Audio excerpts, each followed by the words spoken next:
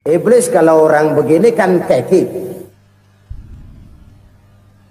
Ibadahnya rajin, kaya. Nih yang kayak begini susah digodain. Kalau ibadahnya rajin, miskin, kali bisa disogok. Sini imannya mantap, ibadahnya rajin, kaya, nabi lagi. Oh, tapi namanya iblis nggak kurang akal. Laporan, Tuhan, kenapa Les? Ya ini bahasa saya, bahasa Qurannya sih nggak gitu. Itu hambamu yang namanya Ayub, dia rajin ibadah cuma karena dikasih kaya aja. Coba kasih miskin dia, berhenti dia sembahyang. Ah, kamu bisa aja. Saya tahu Ayub itu hambaku yang ikhlas. Saya buktiin Tuhan, silahkan. Dibuktiin lah, iblis turun ke alamin. Yang mula-mula dia lakukan, dia rusak sawah ladang Nabi Ayub. Dia binasakan binatang ternak Nabi Ayub. Sehingga dalam waktu singkat, jatuhlah Nabi Ayub dari orang paling kaya, jadi orang paling miskin. Beliau masih ibadah di mihrab dalam masjid. Datang iblis. Saudara Ayub, ya. Lagi ngapain? Ibadah. Nyembah Allah, nyembah Allah. Oh, percuma. Kenapa? Tuhan yang ente sembah nih, dia udah bikin miskin ente.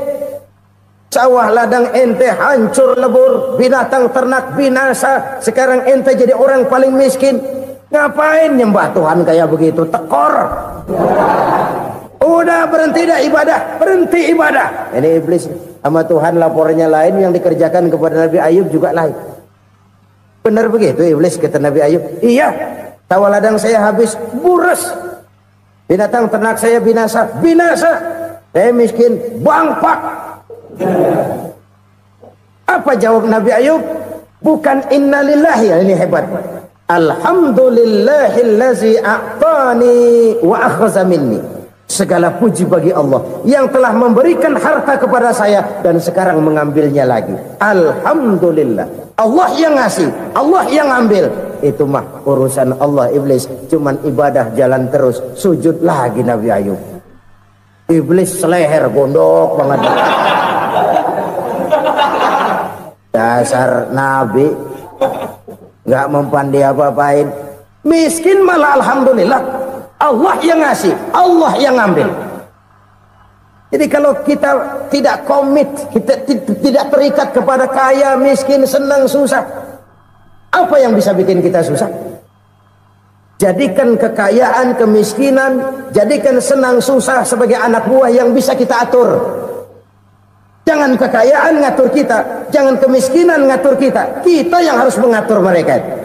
Senang, susah, kaya, miskin, bahagia, sengsara, jadikan itu anak buah yang bisa kita atur. Kalau sekarang kita kaya, lain saat boleh jadi kita miskin, semiskin-miskinnya. Allah yang ngasih, Allah yang ngambil. Tenaga mana yang bisa menghalangi? Ibadah jalan terus. Iblis makin gondok. Dasar Nabi loh. Akhirnya apa? Nabi Ayub dikerjain, diberikan penyakit. Demikian fatal penyakitnya. Bayangin, udah miskin sakit. Masya Allah. Miskin sakit. Sakitnya nggak lama, kira-kira 16 tahun. Istrinya 3, 2 mental minta ceraiin. Ngerawatin laki bengek begini. Senang belum tentu, susah udah pasti nih. Cerai aja, cerai dah. Cerai. Tinggal satu Siti Rahmah yang setia menemani beliau. Sesetia-setianya hati perempuan. Satu saat Siti Rahmah bilang, "Bang, iya, abang kan Nabi bang. Lalu, namanya Nabi kan doanya jarang meleset bang. Maksud kamu minta kenapa sih sama Tuhan biar abang sembuh baik dah bang?" Siti Rahmah, iya. Saya sakit berapa tahun sih dah? 16 tahun bang. Sebelum ini saya sehat berapa tahun? Ya kira-kira 60 tahun bang. Nah coba ente banding-bandingin Rahmah. Saya dikasih sehat 60 tahun. Dikasih sakit 16 tahun. Sudah nggak sabar. Mau doa kepada Allah minta sembuh. Saya malu. Malu kepada Allah. diuji dengan yang luar biasa seperti ini, tidak mengganggu stabilitas kehambaannya. Dia tetap menghamba kepada Allah Subhanahu wa ta'ala.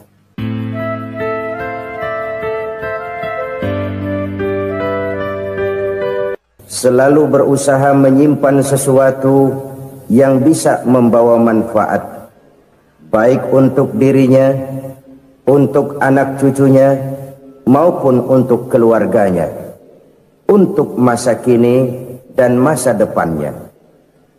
Kadang simpanan itu berbentuk uang, kadang berupa tanah, lain saat berbentuk pabrik, dan lain sebagainya.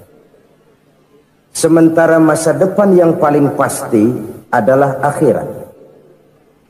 Jika untuk masa depan dunia kita rela memeras keringat, membanting tulang, pergi pagi dan pulang petang, menyimpan uang, menyimpan tanah, menyimpan pabrik, pernahkah kita merenung jika satu saat kiamat datang, kita dibangkitkan dari kubur masing-masing, berdiri di padang mahsyar untuk mempertanggungjawabkan seluruh kegiatan hidup kita di dunia ini, lalu kita akan menuju ke alam akhirat. Sudahkah kita mempunyai simpanan untuk akhirat kita? Pada pertemuan kali ini saya ingin menyampaikan sebuah hadis di mana Rasulullah sallallahu alaihi wasallam bersabda, "Arba'un min kanzil jannah." Simpanan sorga ada 4 macam. Yang pertama, ikhfa'us sadaqah, menyembunyikan sedekah. Saudara-saudara kaum muslimin, sebagaimana yang kita maklum bahwa Allah Subhanahu wa ta'ala melebihkan sebagian rezeki dari kita terhadap yang lain. Ada yang kaya, ada yang setengah kaya, ada yang miskin, ada yang setengah miskin, dan selanjutnya. Ada yang gajinya kecil tapi penghasilannya gede. Ada yang penghasilannya gede tapi enggak punya gaji. Ada juga yang memang gajinya gede dan penghasilannya gede. Kelebihan rezeki merupakan sunnatullah dan tidak harus membuat kita merasa lebih dari yang lain. Bahkan sebaliknya, kelebihan itu harus membuat kita ringan tangan untuk menolong mereka yang memang memerlukan pertolongan. Kalau saudara diberikan ilmu, maka pertanyaan akhirat cuma satu: ilmumu kau amalkan untuk apa? Kalau saudara diberikan umur yang panjang, pengadilan akhirat juga bertanya satu: umurmu kau habiskan di mana? Tapi kalau saudara diberikan harta, pengadilan akhirat akan bertanya 2: hartamu kau dapat dari mana? Kau belanjakan kemana? Dari mananya ditanya dan kemananya juga ditanya. Oleh karena kita akan dimintakan pertanggungan jawab, maka amanah yang bernama harta ini harus kita gunakan dengan sebaik-baiknya. Ada penggunaan yang merupakan kewajiban, itu zakat namanya. Ada penggunaan yang sewaktu-waktu, itu infak namanya. Ada yang lebih sewaktu-waktu lagi, dan itu sedekah namanya. Zakat dia terikat oleh haul dan nisab, oleh putaran batas waktu dan ukuran dari harta itu sendiri. Sedangkan infak terikat oleh situasi dan kondisi perekonomian seseorang. Sedangkan sedekah tidak terikat dengan apapun. Dalam kondisi seperti apapun kita bisa melakukan sedekah dengan yang terkecil sekalipun. Sampai-sampai Rasulullah sallallahu alaihi wasallam mengajarkan, la tahqiranna minal ma'rufi syai'an walau an talqa akhaka biwajhin talik. Atau ada hadis, tabassumuka fi wajhi akhika laka shadaqah.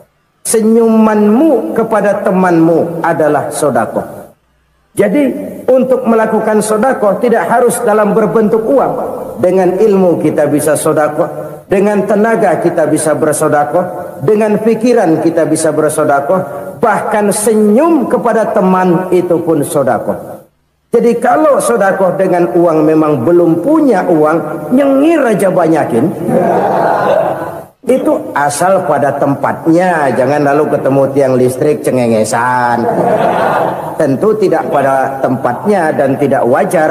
Nah, sedekah yang paling dicintai Allah adalah sedekah yang disembunyikan. Artinya jauh dari sifat riya. Kan kadang-kadang ada orang sedekah itu disebutkan namanya. Apa tidak bagus? Kalau memang niatnya ikhlas, ya bagus-bagus saja. Untuk memberikan sugesti kepada yang lain. Si Fulan bin Fulan nyumbang sekian, diumumkan. Boleh kalau niatnya untuk memberikan rangsangan kepada yang lain supaya dia menyumbang lebih besar dari orang tadi. Tapi kalau itu mendatangkan riya, maka sedekah yang paling dicintai Allah adalah sedekah yang disembunyikan. Tangan kiri saja tidak tahu apa yang diberikan oleh tangan kanan. Sedekah yang dilakukan dengan ikhlas akan merupakan perbendaharaan surga. Tersembunyi dari pandangan orang lain. Tidak seorang pun tahu. Karena memang sikap yang baik adalah melupakan kebaikan dan mengingat kesalahan. Itu salah satu ciri orang bahagia.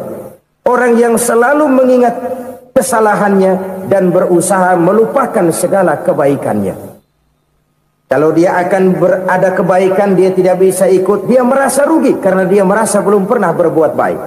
Tapi kalau akan melakukan kesalahan baru, dia ingat kesalahan yang sudah-sudah, sehingga terhalang baginya untuk melakukan satu kesalahan baru. Demikianlah saudara-saudara, bahwa Allah melebihkan rizki sebagian kita dari yang lain, agar terjadi tolong-menolong dalam kehidupan ini. Jadi kesenjangan yang nature, kesenjangan yang alami, itu sunnatullah. Ada yang kaya, ada yang miskin, ada yang kelas menengah. Nah, kenapa lalu sekarang kita berusaha mengentaskan kemiskinan? Oleh karena adanya kesenjangan struktural. Kalau yang kaya bisa semakin kaya, kenapa yang miskin tidak bisa naik jadi ikut sedikit kaya? Sebab pada dasarnya Islam adalah agama yang sejak turunnya sudah berupaya memerangi kemiskinan. Bahkan dikatakan kemiskinan itu mendekatkan kepada kekufuran. Orang kalau miskin udah dekat banget sama kafir. Gampang menjadi kafir. Berapa banyak saudara-saudara kita yang oleh karena soal perut, oleh karena soal materi, terpaksa meninggalkan dan menanggalkan akidahnya. Menjual petunjuk yang diberikan Allah dengan kesenangan dunia yang cuma sebentar ini. Na'udzubillah, thumma na'udzubillah. Jadi makin kita sembunyikan satu sedekah, semakin banyak perbendaharaan kita di surga. Sedekah yang paling dicintai Allah adalah sedekah yang disembunyikan.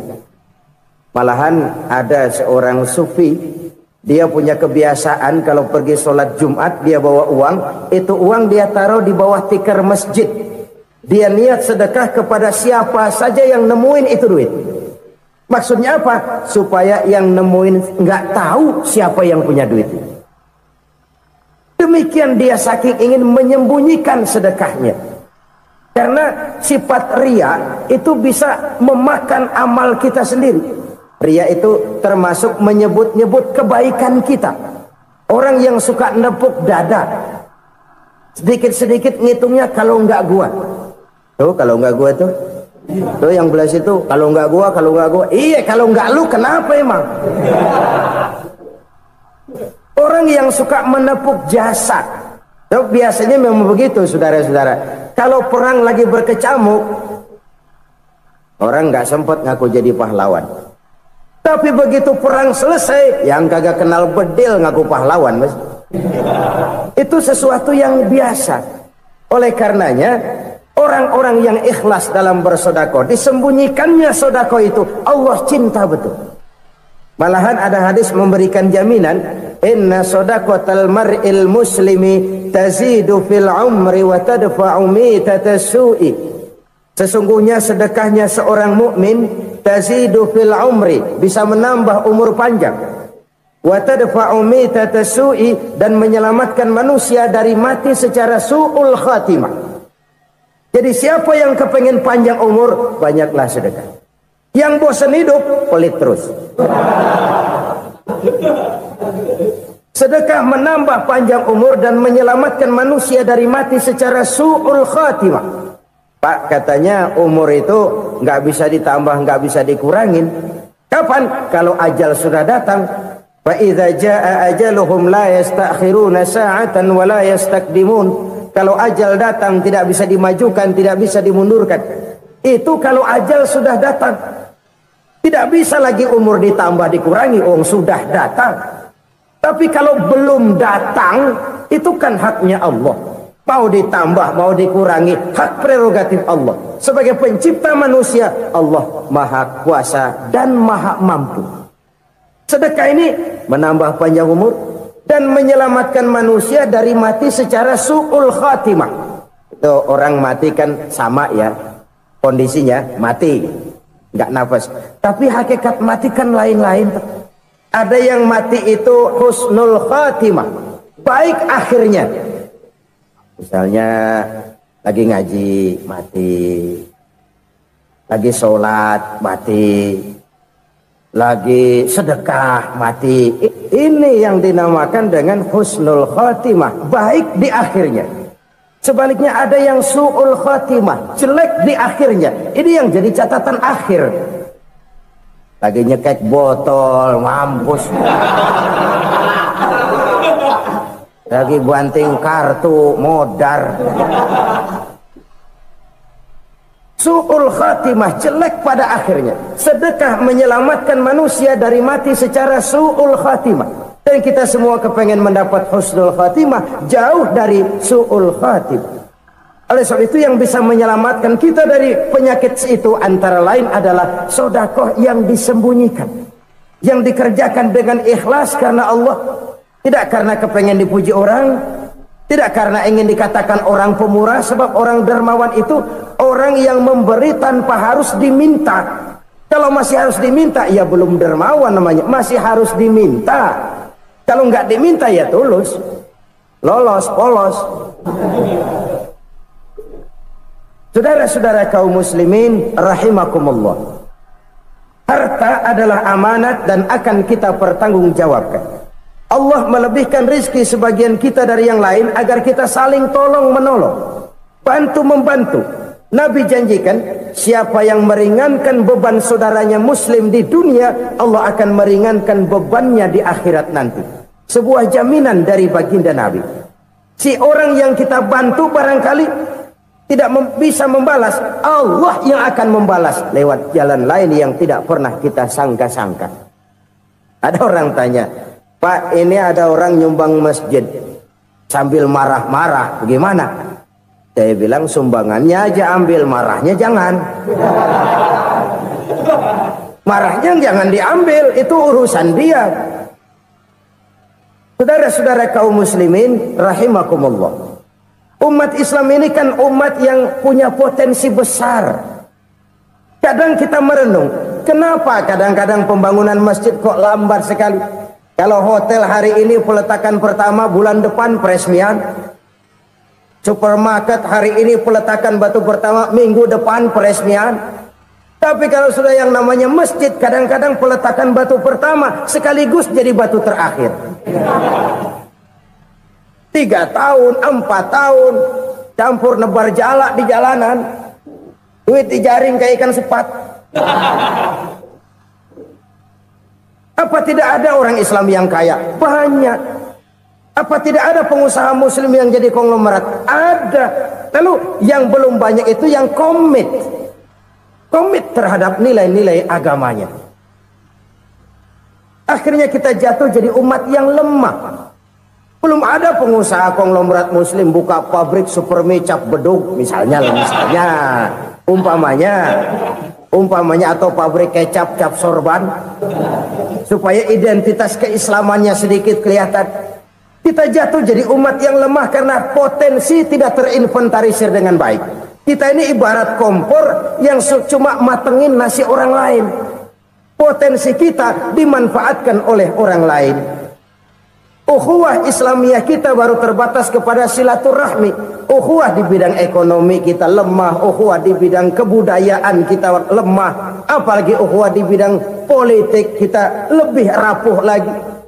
Padahal ukhuwah itu adalah totalitas kehidupan manusia, menyangkut ipolek sosbud. memerlukan nilai-nilai ukhuwah. Jadi oleh karena itu mari kita menyadari di dalam harta kita, walaupun kita yang cari pergi pagi pulang sore peras keringat banting tulang, di sana ada harta anak yatim, di sana ada hak masjid, di sana ada hak pesantren, di sana ada hak jihad. Berbahagialah seseorang apabila dia oleh Allah dijadikan keran. Keran itu menyimpan air, tapi tidak untuk dirinya, tapi disalurkannya kepada mereka yang memang memerlukannya. Saudara-saudara kaum muslimin rahimakumullah, ini yang pertama. Jadi perbendaharaan surga adalah menyembunyikan sedekah. Orang lain nggak tahu, kita pun nggak pernah ngitung-ngitung. Kita anggap lewat begitu saja, padahal itu deposit akhirat. Satu. Yang kedua, perbendaharaan surga itu apa? Wa kitmanul musibah, menyembunyikan kesulitan. Kadang orang takut menghadapi kesulitan, tapi makin kita merenung, hidup ini kan sebenarnya urusan. Takut sama urusan ya jangan hidup. Tandanya orang hidup itu kalau punya urusan. Urusan melupakan problem, problem sering menimbulkan kesulitan. Kesulitan bukan untuk ditakuti, tapi untuk diatasi dan dicarikan jalan keluarnya. Siapa sih orangnya yang nggak pernah sulit-sulit? Makin tinggi status sosialnya, makin gede urusannya. Makin tinggi kualitas imannya, makin berat tingkat kesulitannya. Cuma memang yang namanya enak itu seperti pelangi. Biang lala itu nggak pernah di atas kepala kita, di atas kepala orang melulu. Lo sih enak lo, kata kita. Dia juga bilang yang enak kan lo. Pelangi itu nggak pernah di atas kepala kita. Kata tukang beca, aduh enak ya naik Mercy. Kata tukang beca, apa yang di dalam mobil Mercy? Aduh enak bener tukang beca, di jok ngeringkuk ngorok pulas bener.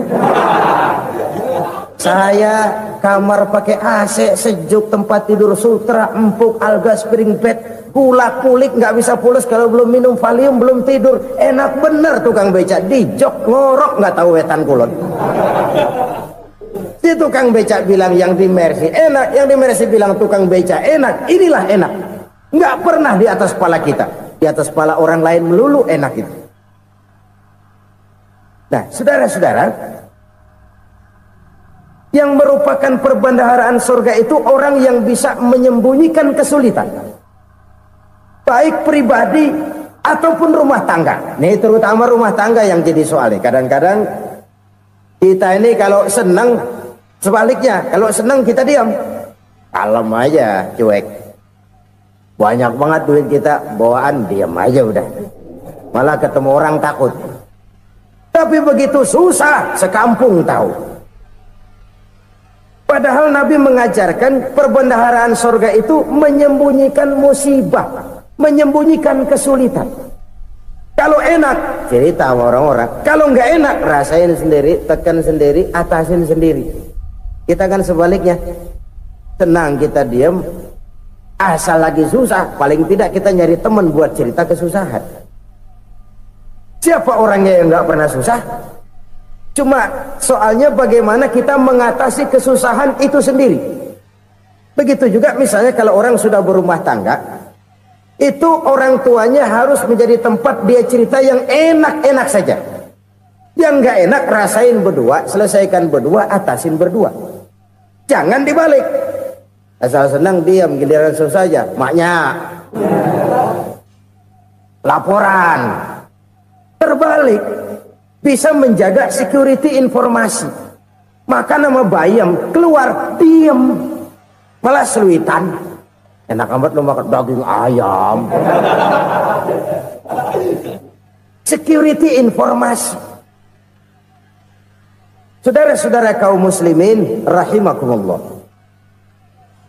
ujian yang terberat itu yang pernah diberikan kepada para nabi, para rasul, para aulia, para ulama. Makin tinggi keimanan, makin berat bentuk kesulitan. Ayo saya kemukakan satu contoh saja. Ada seorang nabi yang kaya, nabi kaya, namanya Nabi Ayub. Iblis kalau orang begini kan keki, ibadahnya rajin, kaya, yang kayak begini susah digodain. Kalau ibadahnya rajin, miskin, kali bisa disogok. Sini imannya mantap, ibadahnya rajin, kaya, nabi lagi. Oh, tapi namanya iblis nggak kurang akal, laporan, Tuhan, kenapa Les? Ya ini bahasa saya, bahasa Qurannya sih nggak gitu. Itu hambamu yang namanya Ayub, dia rajin ibadah cuma karena dikasih kaya aja. Coba kasih miskin dia, berhenti dia sembahyang. Ah, kamu bisa aja. Saya tahu Ayub itu hambaku yang ikhlas. Saya buktiin Tuhan, silahkan. Dibuktiin lah, iblis turun ke alam ini. Yang mula-mula dia lakukan, dia rusak sawah ladang Nabi Ayub. Dia binasakan binatang ternak Nabi Ayub. Sehingga dalam waktu singkat, jatuhlah Nabi Ayub dari orang paling kaya, jadi orang paling miskin. Beliau masih ibadah di mihrab dalam masjid. Datang iblis. Saudara Ayub, ya. Lagi ngapain? Ibadah. Nyembah Allah, nyembah Allah. Oh, percuma. Kenapa? Tuhan yang ente sembah nih, dia udah bikin miskin ente. Sawah ladang ente hancur lebur, binatang ternak binasa. Sekarang ente jadi orang paling miskin. Ngapain nyembah Tuhan kayak begitu? Tekor. Udah berhenti dah ibadah, berhenti ibadah. Ini iblis sama Tuhan laporannya lain, yang dikerjakan kepada Nabi Ayub juga lain. Benar begitu iblis kata Nabi Ayub? Iya, sawah ladang saya habis, buras. Binatang ternak saya binasa, binasa. Saya miskin, bangpak. Apa jawab Nabi Ayub? Bukan innalillahi, ini hebat. Alhamdulillahillazi a'tani wa akhza minni. Segala puji bagi Allah yang telah memberikan harta kepada saya dan sekarang mengambilnya lagi. Alhamdulillah. Allah yang ngasih, Allah yang ambil. Itu mah urusan Allah. Iblis cuman ibadah jalan terus, sujud lagi Nabi Ayub. Iblis seleher gondok banget. Dasar Nabi nggak mempan dia apa-apain. Miskin malah alhamdulillah. Allah yang ngasih, Allah yang ambil. Jadi kalau kita tidak komit, kita tidak terikat kepada kaya, miskin, senang, susah, apa yang bisa bikin kita susah? Jadikan kekayaan, kemiskinan, jadikan senang, susah sebagai anak buah yang bisa kita atur. Jangan kekayaan ngatur kita, jangan kemiskinan ngatur kita. Kita yang harus mengatur mereka. Senang, susah, kaya, miskin, bahagia, sengsara, jadikan itu anak buah yang bisa kita atur. Kalau sekarang kita kaya, lain saat boleh jadi kita miskin, semiskin-miskinnya. Allah yang ngasih, Allah yang ambil. Tenaga mana yang bisa menghalangi? Ibadah jalan terus. Iblis makin gondok. Dasar Nabi loh. Akhirnya apa? Nabi Ayub dikerjain, diberikan penyakit. Demikian fatal penyakitnya. Bayangin, udah miskin sakit. Masya Allah. Miskin sakit. Sakitnya nggak lama, kira-kira 16 tahun. Istrinya 3, 2 mental minta ceraiin. Ngerawatin laki bengek begini. Senang belum tentu, susah udah pasti nih. Cerai aja, cerai dah. Cerai. Tinggal satu Siti Rahmah yang setia menemani beliau. Sesetia-setianya hati perempuan. Satu saat Siti Rahmah bilang, "Bang, iya, abang kan Nabi, Bang. Lalu, namanya Nabi kan doanya jarang meleset, Bang. Maksud kamu minta kenapa sih sama Tuhan biar abang sembuh, baik dah, Bang?" Siti Rahmah, iya. Saya sakit berapa tahun sih dah? 16 tahun, Bang. Sebelum ini saya sehat berapa tahun? Ya kira-kira 60 tahun, Bang. Nah, coba ente banding-bandingin, Rahmah. Saya dikasih sehat 60 tahun, dikasih sakit 16 tahun. Sudah nggak sabar mau doa kepada Allah minta sembuh. Saya malu kepada Allah. Diuji dengan yang luar biasa seperti ini, tidak mengganggu stabilitas kehambaannya. Dia tetap menghamba kepada Allah Subhanahu wa ta'ala. Saudara-saudara kaum muslimin rahimakumullah. Kunci menghadapi kesulitan itu apa? Allah jelaskan dalam satu ayat, wa basyiris sabirin alladzina iza asabathum musibah qalu inna lillahi wa inna ilaihi raji'un. Gembirakan orang-orang yang sabar. Siapa mereka itu? Yang apabila mendapat musibah mereka kembali kepada keyakinan dasar, segalanya dari Allah dan segalanya akan kembali kepada Allah.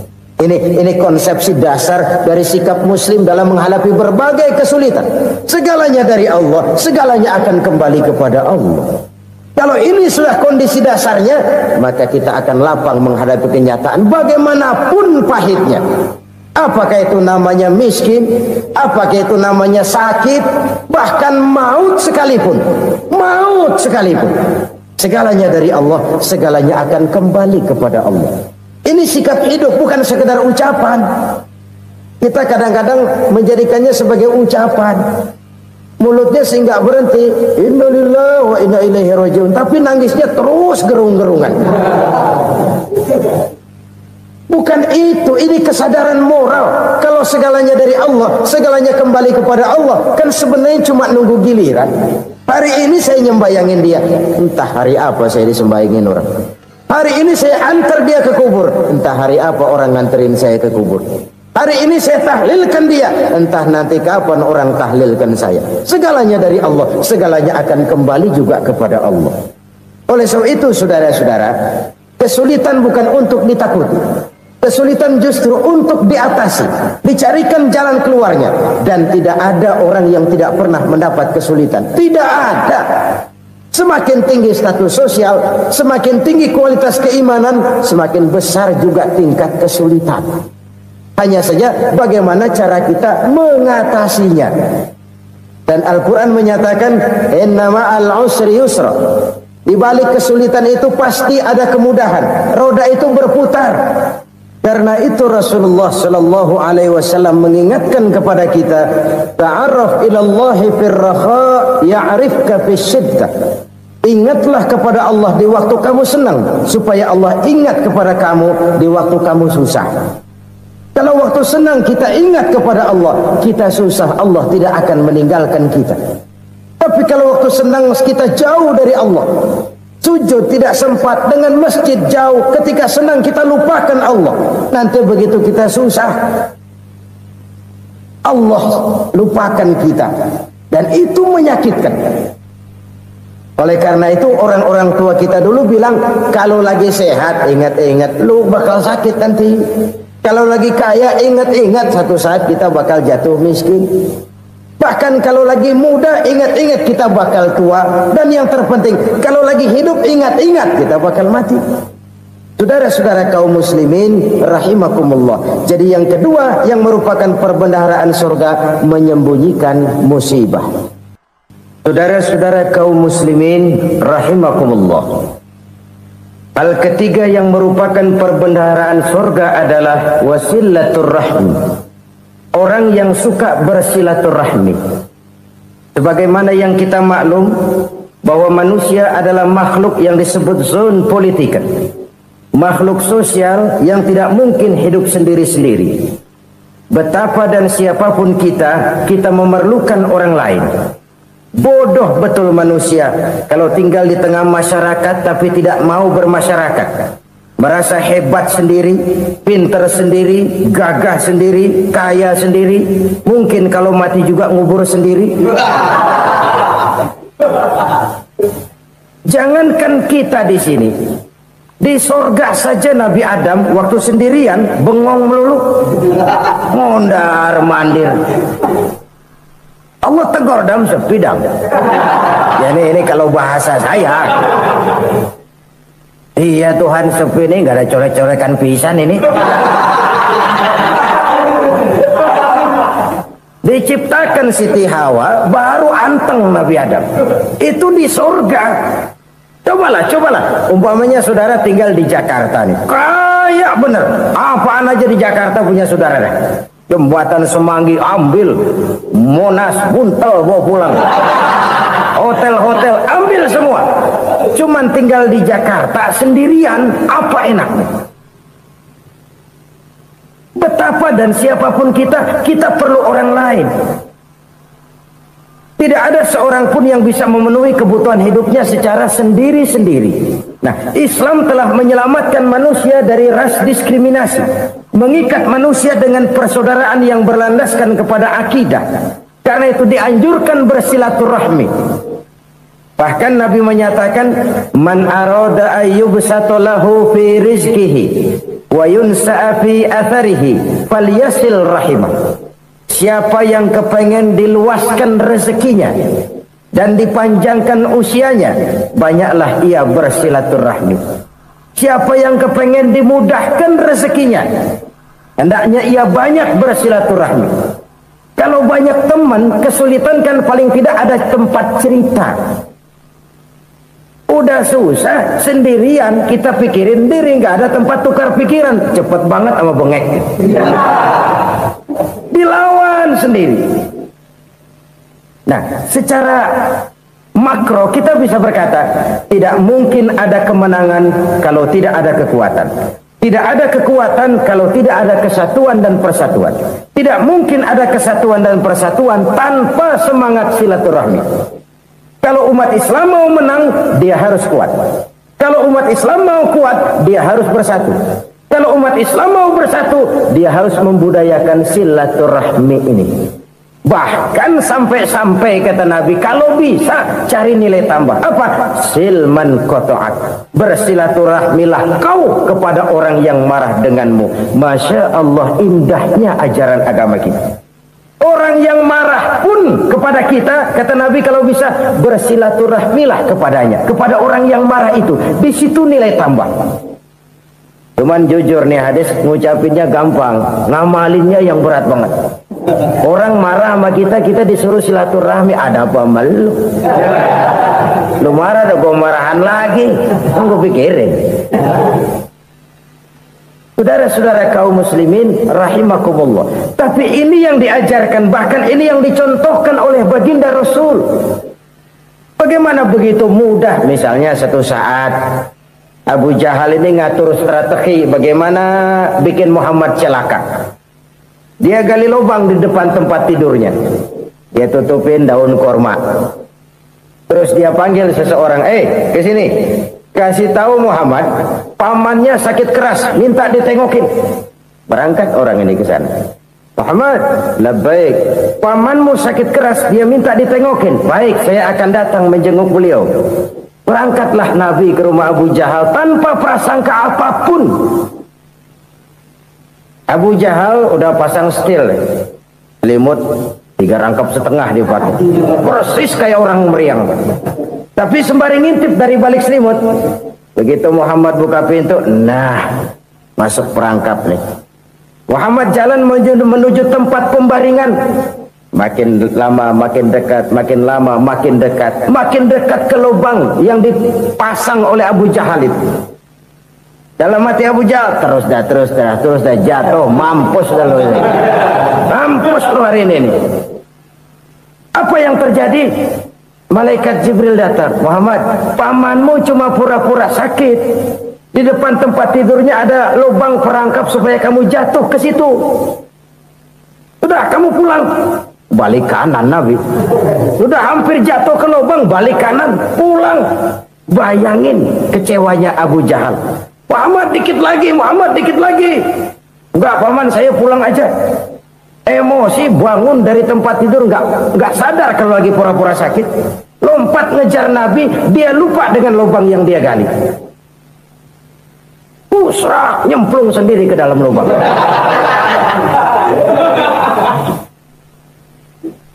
Nabi terus berlalu. Ini terjadi keanehan. Jatuh ke lubang yang dia gali itu sebenarnya nggak terlalu dalam ya, antara 3-4 meteran lah. Tolong saya jatuh ke lubang ini. Datanglah pelayan-pelayannya itu.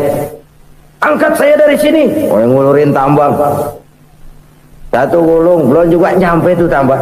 Kurang beli lagi ke warung. Sambung ulur lagi, nggak juga bisa sampai. Wah, ini kerjaan Muhammad ini. Tolong, siapa salah seorang kamu ke rumah Muhammad, kasih tahu encangnya kecebur. minta ditolongin. Sampaikan kepada Rasul. Kenapa? Pamanmu jatuh ke lubang, Muhammad minta tolong diangkatin. Hambang udah nyambung-nyambung gak nyampe juga. Ya nanti saya datang, saya tolong. Coba. Nyata-nyata orang berniat jahat mau mencelakakan dia. Datang dia menolong. Ini yang disebut air tuba dibalas air susu ya ini. Bukan sebaliknya. Air tuba dibalas air susu. Paman, kecebur ya? Iya Muhammad, tolong ini. Pegang tangan saya. Nabi ulurkan tangannya, nyampe. Dipegang oleh Abu Jahal, diangkat ke atas. Sampai atas, apa kata Abu Jahal? Sihirmu memang hebat Muhammad. Udah ditolongin dikata sihir. Yang enak kita kemplang kan itu orang begitu. Urusan apa? Tapi inilah akhlak. Kalau bisa kamu bersilaturahmilah dengan orang yang marah kepadamu sekalipun. Orang marah kita tetap baik. So, kalau kita berbuat baik sama orang yang memang baik, rasanya sih biasa-biasa aja. Orang baik kita baik lagi, ya draw aja, belum ada nilai tambah di situ. Baru ada nilai tambah kalau kita bisa berbuat baik kepada orang yang nyakitin kita. Itu namanya kita setingkat di atas dia. Dia sakitin kita, kita berbuat baik sama dia. Dia pelit sama kita, kita baik sama dia. Dia marahin kita, kita deketin dia. Di situ kita punya nilai tambah. Jadi siapa yang ingin diluaskan rezekinya kata Nabi dan dipanjangkan umurnya, hendaklah ia banyak-banyak bersilaturahmi. Sederhana sebenarnya silaturahmi, tapi silaturahmi membangkitkan semangat kesatuan dan persatuan. Kesatuan dan persatuan melahirkan kekuatan. Dalam matematika 1 ditambah 1 pasti 2. Tapi di tengah masyarakat 1 orang takut ditambah 1 orang takut, hasilnya jadi 2 orang setengah berani. Kenapa setengah berani? Karena udah berdua. Tadi pan takut sendirian. Kalau dia kumpul turu-turu takutlah jadi berani. Kita yang lemah, kita yang tidak berdaya, kita yang miskin, kalau mau kompak bersatu, apa yang nggak bisa kita kerjain? Apalagi tinggal di kota besar, pilihan cuma 2. Bertahan atau minggir. Bertahan atau minggir. Untuk bisa bertahan harus mampu bersaing. Untuk mampu bersaing harus punya keahlian. Keahlian harus ditunjang dengan pendidikan, ditambah oleh kekompakan sebagai umat. Udah miskin mencar mulu, orang injak kita. Orang nggak pandang urusan apa malu. Oleh karena itu silaturahmi pada hakikatnya merupakan ruh dari ukhuwah yang diajarkan oleh agama kita. Bagaimana Islam menyelamatkan masyarakat manusia dari ras diskriminasi, mengikat manusia, dan tidak ada persaudaraan yang lebih indah selain persaudaraan yang diikat dengan nilai-nilai akidah. Sepanjang orang di jalan Allah, itulah saudara kita. Keluar dia dari jalan Allah, selesailah persaudaraan sampai di situ. Karena itu, kalau ingin menyimpan sesuatu di surga, banyaklah bersilaturahmi. Datang ke rumah ini, datang ke rumah itu, dan lain sebagainya. Itu simpanan kita di akhirat nanti. Ini yang ketiga. Saudara-saudara, yang keempat, perbendaharaan surga itu apa? Wa qawlu la hawla wa la quwwata illa billah. Ucapan la hawla wa la quwwata illa billah. Ibadah kan ada yang berat, modalnya besar. Bangun masjid berat, modalnya besar. Bangun rumah sakit berat, modalnya besar. Ada ibadah yang berat, tapi modalnya ringan. Misalnya puasa. Puasa itu berat, mengendalikan nafsu. Kalau sekedar nggak makan nggak minum sih enteng, mengendalikan nafsu. Itu jihad terbesar, tapi kan modalnya ringan, cuma niat saja. Ini ibadah berat, modalnya ringan. Ada ibadah yang ringan, modalnya juga enteng. Seperti termasuk ucapan la haula wa la quwwata illa billah. Tanpa sadar, la haula wa la quwwata illa billah. Nyelengin tuh di surga. Nyelengin, kita nggak terasa. Nyelengin simpenan akhirat. La haula wa la quwwata illa billah. Nyimpen lagi. Kaget, la haula wala quwata illa billah, nyimpan lagi, banyak simpenan. Walaupun sebenarnya yang dimaksud di sini adalah kesadaran batin bahwa tidak ada daya dan kekuatan kecuali Allah. Itu intinya. Kita memulai pekerjaan disunahkan baca bismillah, kan begitu? Apa itu? Kesadaran moral bahwa ini saya bisa kerjakan. Saya kerjakan ini dengan menyebut nama Allah. Kenapa? Kalau Allah tidak memberikan daya dan kekuatan, mana mampu saya kerjakan ini. Maka saya kerjakan ini dengan menyebut nama Allah. Bismillah. Kesadaran moral. Manusia hanya wajib berusaha, tapi nggak pernah wajib berhasil.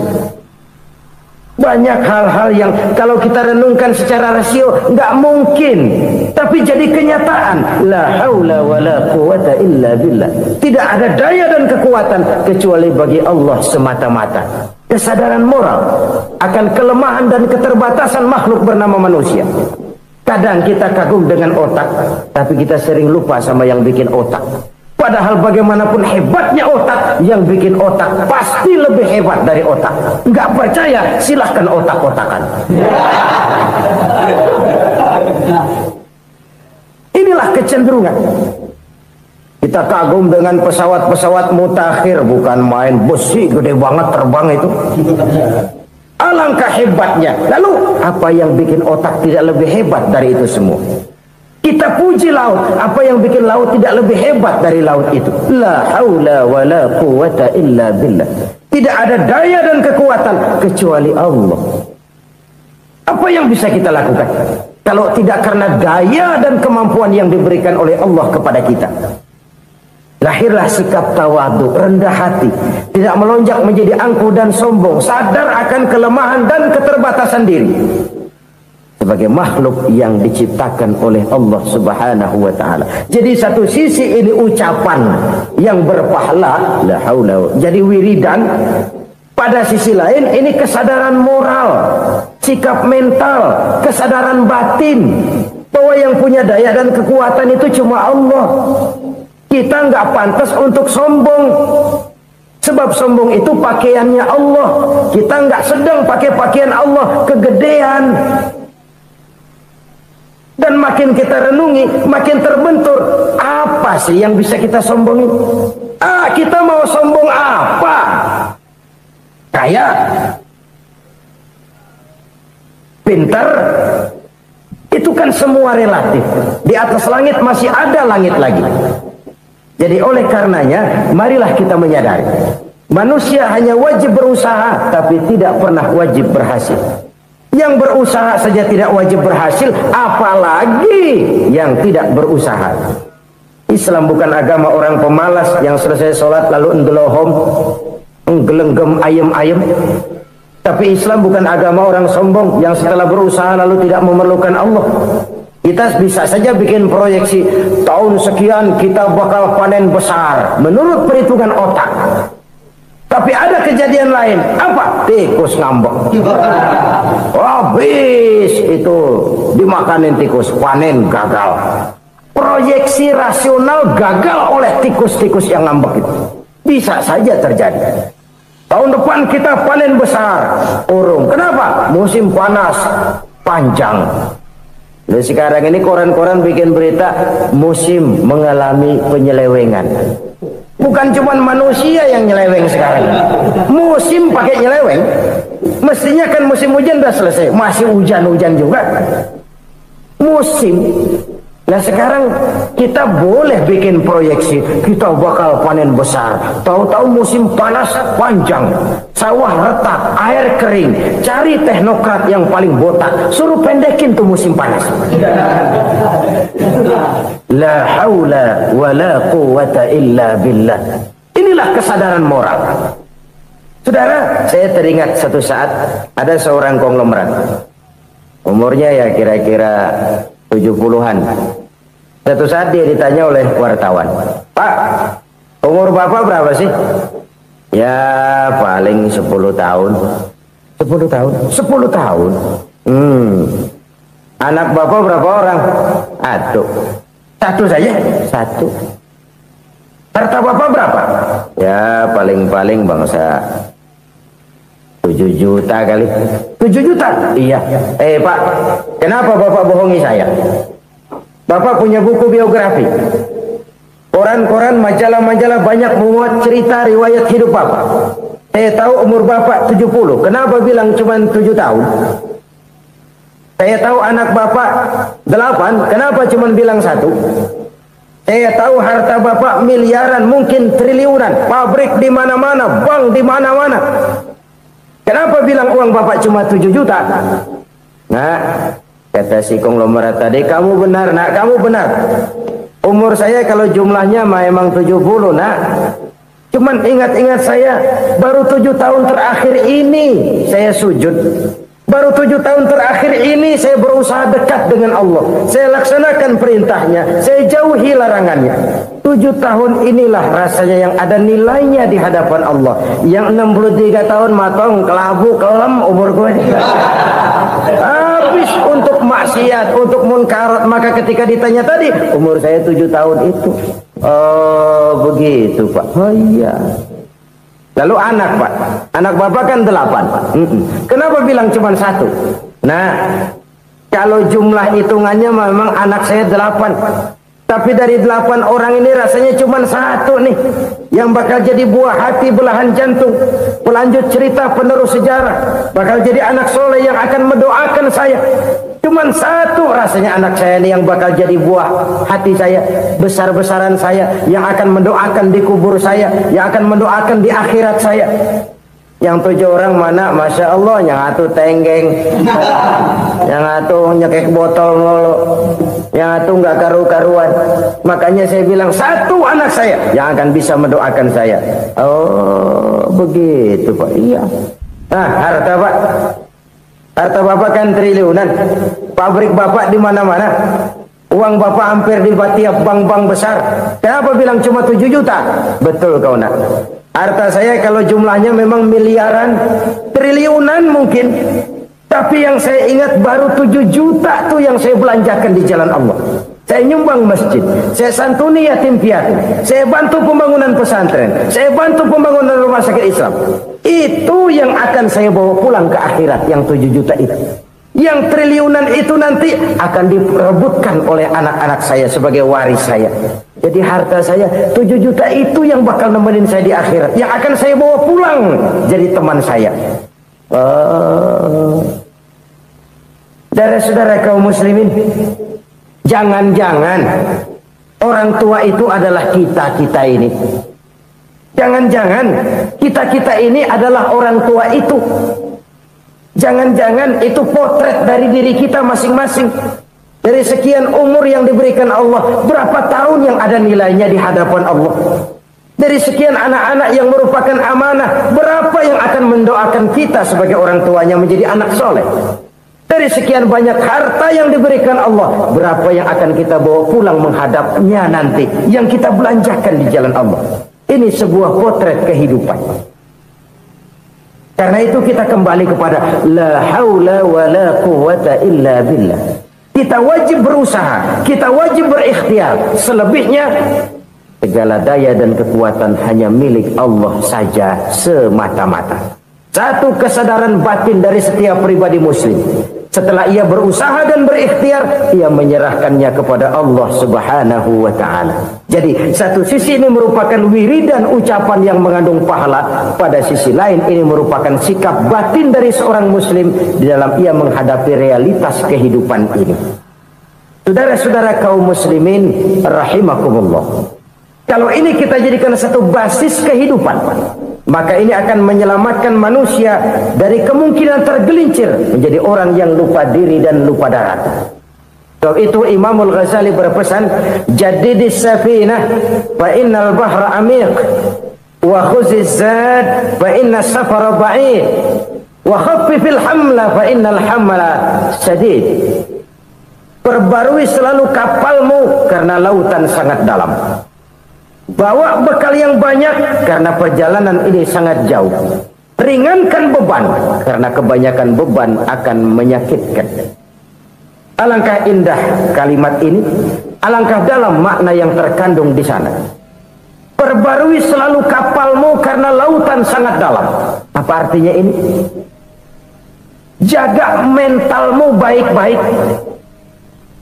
pelihara imanmu baik-baik, karena hidup penuh cobaan seperti lautan. Kita kalau berlayar di lautan kan kadang-kadang tenang, angin bertiup sepoi-sepoi basah. Jika malam datang, bintang gemintang bertabur menghias cakrawala, rembulan memantulkan sinarnya dengan indah. Dalam keadaan begitu berlayar enak. Tapi lain saat ombak menggunung, halilintar menyambar, angin topan bertiup. Berapa banyak sudah saudara-saudara kita yang tenggelam di lautan dunia tanpa sadar bahwa dia belum sampai kepada pantai yang akan dituju. Berapa banyak sudah saudara-saudara kita yang tenggelam di lautan dunia ini tanpa sempat bangkit lagi. Dia menyangka sudah sampai kepada tujuannya. Hati-hati kapal jangan sampai bocor karena lautan sangat dalam. Iman ini jaga baik-baik karena hidup penuh dengan ujian. Beginilah suasana di pagi hari.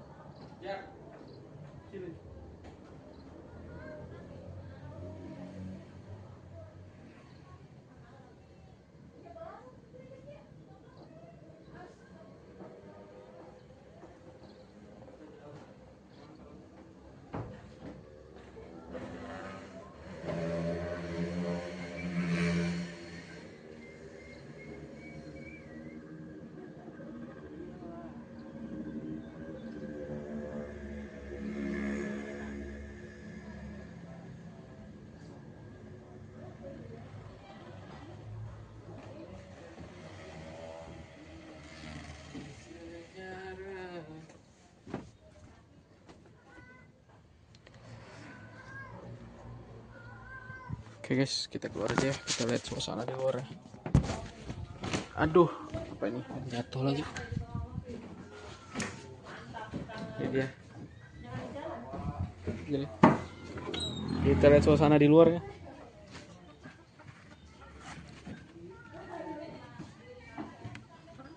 Waduh, sendal mana? Oh, cuaca sangat mendung ya. Bisa dilihat ya. Cuaca di sini mendung sekali. Ayo jalan-jalan jadi. Anjir dah.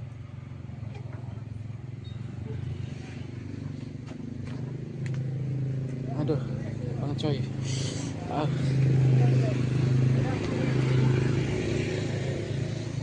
Sudah nih sampai guys. Pakai baju ini lagi. Iya, pakai baju ini mana sandalku?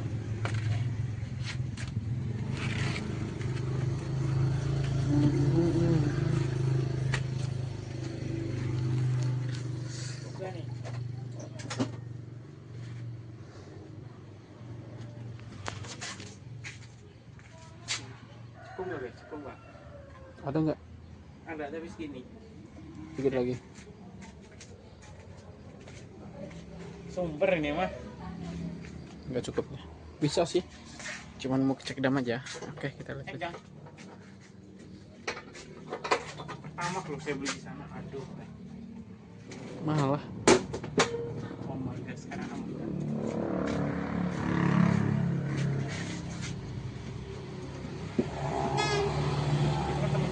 udah pakai ereok deh.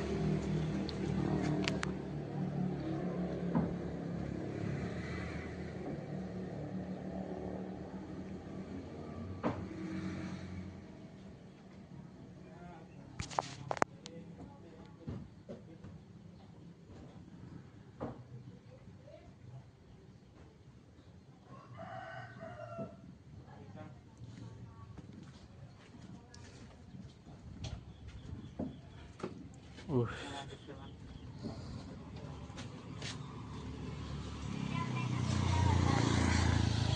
Luar biasa ya di sini. Ada kucing. Tuh. Ini di masjid ya lokasinya. Itu dia ada cewek.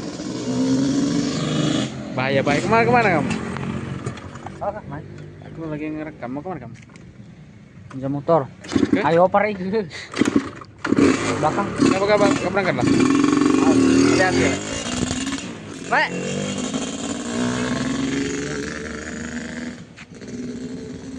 Kelihatan. Gak masalah. Sip. Kasihan saya ngerekam. Muter pada Hendra itu kalau. Anjir, muka kucingnya. Baik pantat. Bintang mau beli HP Nokia. Ya katanya dia mau beli juga. Jurai. Kau. Ayo Bi.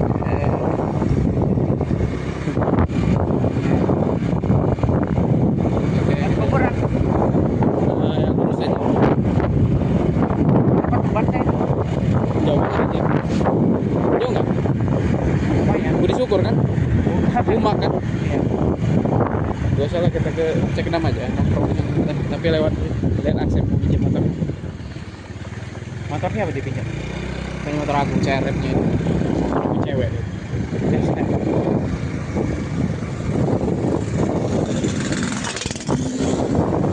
Makanya dia. Agak ngebut di sini ada yang orang mati.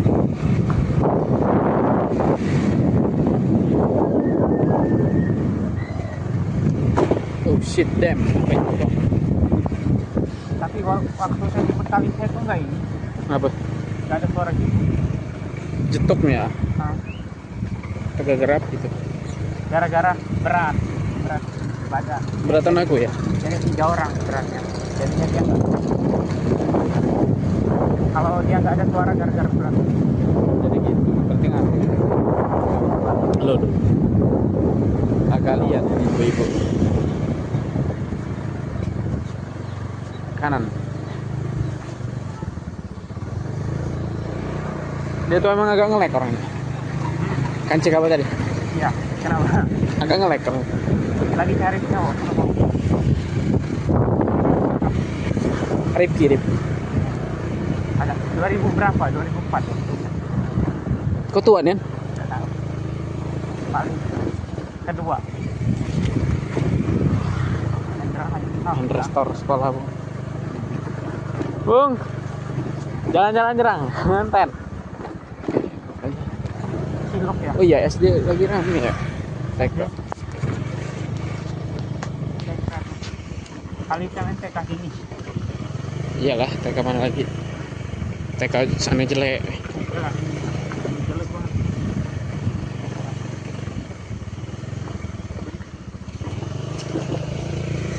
Orang konten mancing itu ya rame terus ya.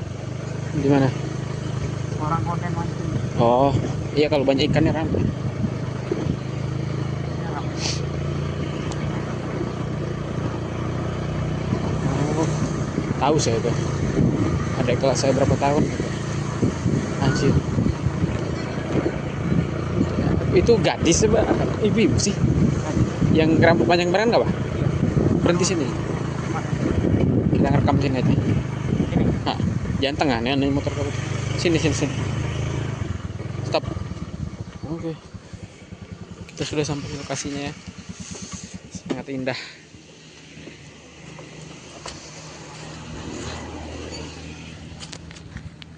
Ini cek dalam namanya.